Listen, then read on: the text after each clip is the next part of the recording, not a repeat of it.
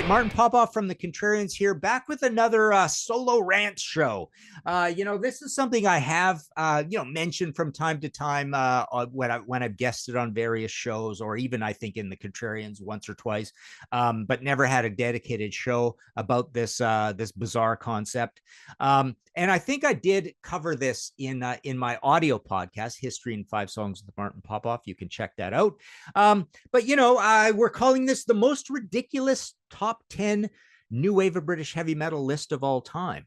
And as a subtitle, but to quote Genesis, am I very wrong? So what I want to do with this list, I'm just gonna play it straight here. This is not an April Fool's show. I'm just gonna play it straight here and give you this list, and then we shall discuss the if there are any issues with this list, or what the issues are with this list, and what it tells us about making top 10 lists that we're all guilty of. But the idea here is, like I say in here, well, actually, okay, I had a different subtitle going, but in a way, my point with this list, well, let's just do the list first, and then I'll tell you. Okay, so number 10 is the top 10 greatest new wave of British heavy metal albums of all time. Number 10, I've got On Through the Night by Def Leppard. Beautifully, not beautifully, but very soberly and conservatively and correctly recorded by Tom Allom. Great songs, 1980, so they're in there young. They are young. They're in there early in the new wave of British heavy metal. They're on a major label. This is a very good, capable, solid new wave of British heavy metal album with really thoughtful, interesting riffs, a lot of variety, good vocals, great work on it. So for that reason, I think it contrasts well and just serves as a very professional new wave of British heavy metal album. Number 9, I've got Iron Maiden by Iron Maiden. Scary, creepy, interesting, dark, frantic, progressive, yet punky and loose and spontaneous and exciting new wave of British heavy metal album by one of the bands people were very excited about because of the Soundhouse tapes and because of Metal from Others 1. That great iconic album cover with Eddie on the cover. A beloved album. They still play songs from it all the time. Number 8, I've got Angel Witch by Angel Witch. Even creepier than Iron Maiden, more satanic, more doomy. This is a cross between traditional heavy metal and doom. Beautiful songcraft put together. Good kind of dirty but solid and really carnal and heavy metal recording. It's on bronze. It's got that iconic album cover of hell, like an old painting of hell. You got the Baphomet, the 3 guys, the sword, right? The sword, is it 3 swords? I don't know, but this is an imposing, scary, incredible, very heavy new wave of British heavy metal album. But like I say, there's some melody there, some personality in Kevin Hayborn's vocals, just an absolute masterpiece. Number 7, I've got Def Leppard with Pyromania. Now, this is an absolutely professional, groundbreaking, hugely successful album. I remember as a 20-year-old getting it as a new release. It was kind of a 7 in my world, but now it's probably more like an 8.5 in my world. But expert songwriting, just groundbreaking, interesting production by Mutt Lange, the massive vaulted multi-track vocals all over it, quite heavy. Geronimo riffs. This album sounds quite often like a new wave of Swedish heavy metal album. They remind me of the likes of your a little bit of Torch, but Europe and Overdrive and maybe some Highway Child in there. So there's a very European sound, I think, to a lot of the riffs on here that people forget. I hate Photograph, but I mean, basically most of the rest of it is actually pretty cool. Number 6, I've got a band called Iron Maiden with Number of the Beast, or The Number of the Beast, right? All right, or hang on, The Number, yeah, they're both that, aren't they? So Brian Slagel's favorite album of all time by anybody. So is it a surprise it's making a list of our little boutique new wave of British heavy metal? No, it's not a surprise. Loads of personality, super interesting songs, a variety of songs. It's got the band Stairway to Heaven on it and Hallowed Be Thy Name. Huge anthem in Number of the Beast. Massive hit in Run to the Hills, which I think is a stupid song. But my two favorite songs, 22 Acacia Avenue and Prisoner, on here as well. You got a dirgy ballad in Children of the Damned, just loads of variety, dynamics. You've got Bruce Dickinson singing, Clive Bird drumming with that push-pull style, good recording, just an exciting new wave of British heavy metal album with lots of ideas. Number 5, a band called Iron Maiden. You may have heard of them. They're a big new wave of British heavy metal band with Power Slave. I consider the last year of the new wave of British heavy metal, 1984. So Power Slave it qualifies, and this is I feel like it has the spontaneity and excitement of Number of the Beast, but it's got the personality and all the pieces in place from Peace of Mind. And a lot of great songs, some long songs on there. I think Power Slave is an absolute classic on here. You got your Aces High. Yeah, just a really good quality. It sounds like the classic lineup with Nico McBrain on 3 Beers. Okay, number 4, band called Iron Maiden with Killers. So this is the second to last with Paul Di'Anno. I think it's a great improvement over the first one. It's the first one with Martin Birch producing, all sorts of amazing ideas all over it. I love Murders in the Rue Morgue, probably my top 3 favorite Iron Maiden songs. Wrathchild is a beautiful, beautiful example of songcraft, with Steve's bass coming in there, and just lots of variety, lots of interesting things, very exciting recording, and the performances. There's some really fast stuff on there, like the title track. Just a really good new wave of British heavy metal album. Absolutely solid, absolutely superlative. It should, I've got it at number 4 here. Number 3, More with Blood and Thunder. Bit of an obscurity. I've got it super high on this list, and it is super high on this list because we are talking the greatest new wave of British heavy metal albums of all time. So this is an album, when you play it, it has loads of personality and confidence, and it sounds like an arena rock album of uncompromising heavy metal. It's beautifully, explosively performed, so many ideas all over it. Great production, super personality out of the vocals, a real sort of a guy who can sing but also snarl, and it's really gruff at the same time. So yeah, very professional album. This band should have been bigger on the strength of the music on here. The album cover's not great. You got Kenny Cox just on the cover, and he's kind of overweight, right? So you put one guy on, it's a little confusing, right? They only made the 2 albums. The first one I'm not that fond of. It's got Paul Mary O'Day singing on it. And this one, oddly enough, only came out on Atlantic, I believe, right? It's a major label in America, and it did not come out in the UK, which is really bizarre. Number 2, I've got a band called Def Leppard with High and Dry.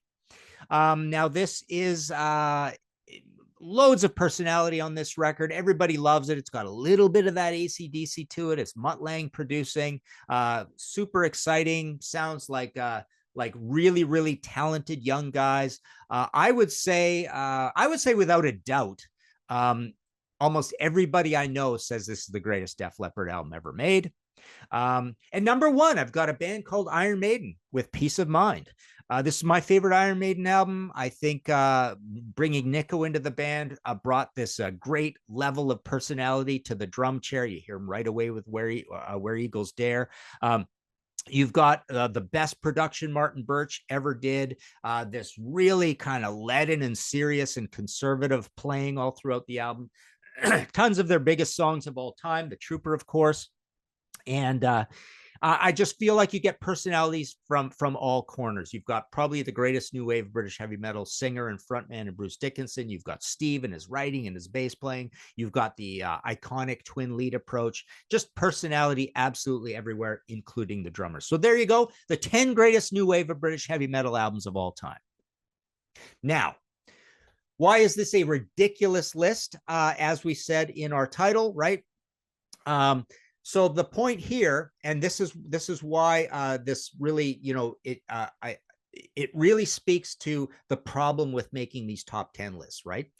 So I've got 10 albums on this list. 8 of them are by 2 bands.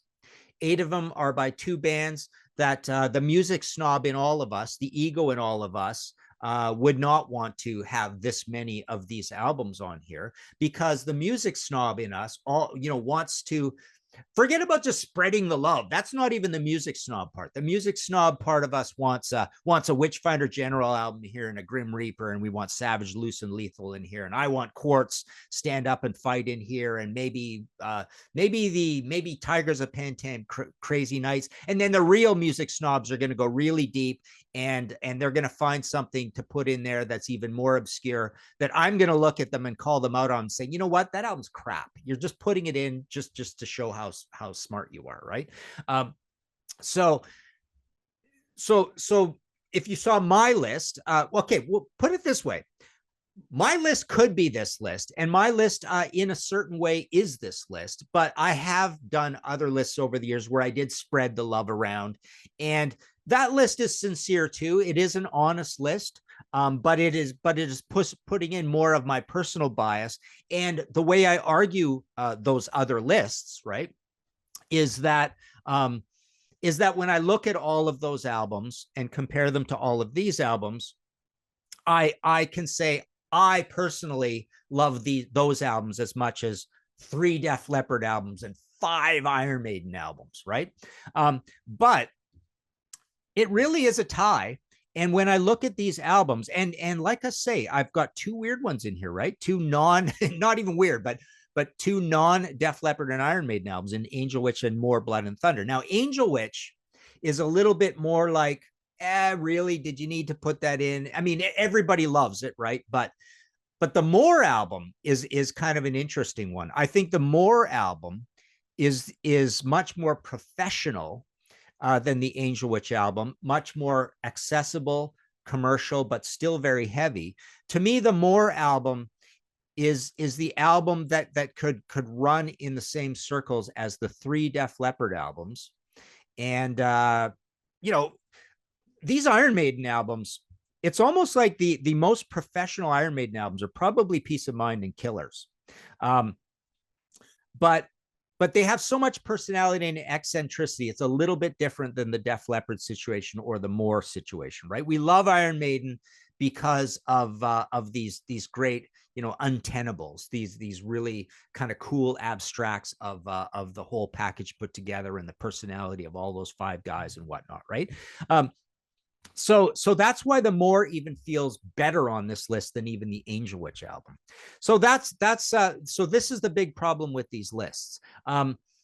Because quite often, or what we all do, what we're all guilty of, is we want to spread the love around, right? But if you put on your A&R hat, right, and just go, you know, my point obviously with all this is it's absolutely perfectly sensible and reasonable to make a top 10 new wave of British heavy metal list and have 3 Def Leppard albums and 5 Iron Maiden albums on here. Now, I didn't even address this yet, but let's address it now.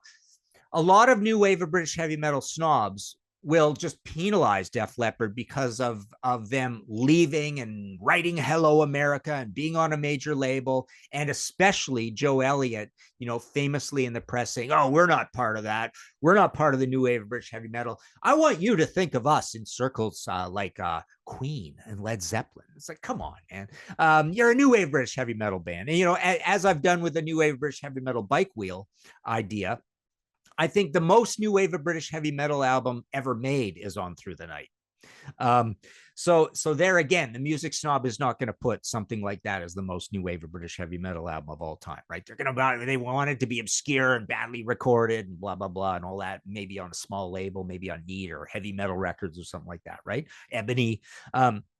But so there you go. That is my funny list that I've mentioned over the years, where I could just say this makes as much sense as you know, your Savage, Quartz, Tigers of Pantang, Tank, Witchfinder General, you know, and so I'm like I say, I'm a guy that would not, you know, I think a lot of music snobs would want to stick in a Fist record or Gaskin or Witchfind.